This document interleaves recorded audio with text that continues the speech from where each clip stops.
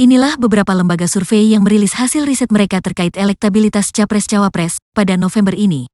Hasil survei Political Weather Station, PWS menunjukkan, pada simulasi 3 paslon, Prabowo Gibran unggul 39,7%.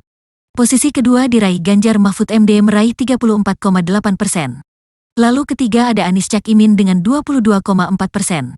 Peneliti senior PWS, Sarazani menjelaskan PWS menggelar surveinya sepanjang 1–8 November tahun 2023. Survei ini melibatkan 1.220 responden dari 34 provinsi di Indonesia.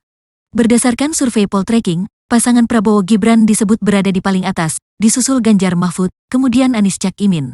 Hanta menyampaikan, jarak antara Prabowo Gibran dan Ganjar Mahfud semakin menjauh.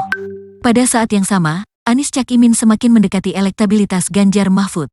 Menurut Hanta, jika Pilpres 2024 dilakukan minggu depan, hasilnya sudah bisa diprediksi melalui survei ini. Hanta memaparkan bahwa Prabowo Gibran dan Anies Cak Imin mengalami kenaikan elektabilitas dari September ke November tahun 2023. Sedangkan berdasarkan Populi Center, secara terbuka mendapatkan data dari hasil riset atau survei yang dilakukan jika pasangan Prabowo Gibran bahkan unggul telak dibandingkan pasangan Anies Muhaimin dan Ganjar Mahfud. Data Populi Center menunjukkan jika survei Capres pada pasangan Prabowo Gibran mencapai 43,1%.